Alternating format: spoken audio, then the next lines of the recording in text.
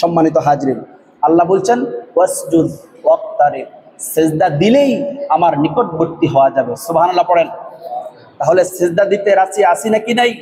ক্ষুদ্র দাস যদি তাহাজ্জুদের নামাজে দাঁড়িয়ে সিজদার ভিতরে গিয়ে চোখের জলের বাঁধকে ভেঙে দিয়ে আল্লাহকে বলে, আল্লাহ, যেই মামলায় পড়েছি এটা সমাধান হওয়ার কোনো পথ খুঁজে পাচ্ছি না, যে অসুস্থতার ভিতরে মালিক পড়ে গেছি, ডাক্তাররা কোনো চিকিৎসা দিয়ে কুল কিনারা পাচ্ছে না, রোগটা মহামারী আকার ধারণ করেছে, এমন রোগ ধারণ করেছে পৃথিবীর কোনো হাই অ্যান্টিবায়োটিক দিয়ে কাজ হচ্ছে না, মালিক যে ঋণগ্রস্ত হয়ে গেছি, এই ঋণটা পরিশোধ করার মতো অবস্থা আমি খুঁজে পাচ্ছি না, আমি যে অপমানের মধ্যে পড়ে গেছি, আমি সম্মানকে তালাশ করছি, মালিক তুমিই তো সম্মানের মালিক, তুমিই তো ইজ্জতের মালিক, তুমিই তো ক্ষমতার মালিক, তুমিই তো সম্পদের মালিক, আমি তো ফকির, তুমি তো মহাধনী, তোমার সাথে কারো তুলনা হয় না।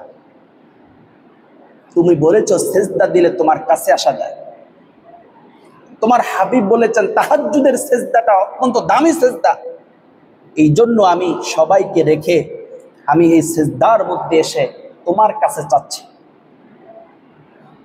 এই সময়ের দোয়াটা কবুল হওয়ার সবচাইতে বেশি সম্ভাবনা থাকে।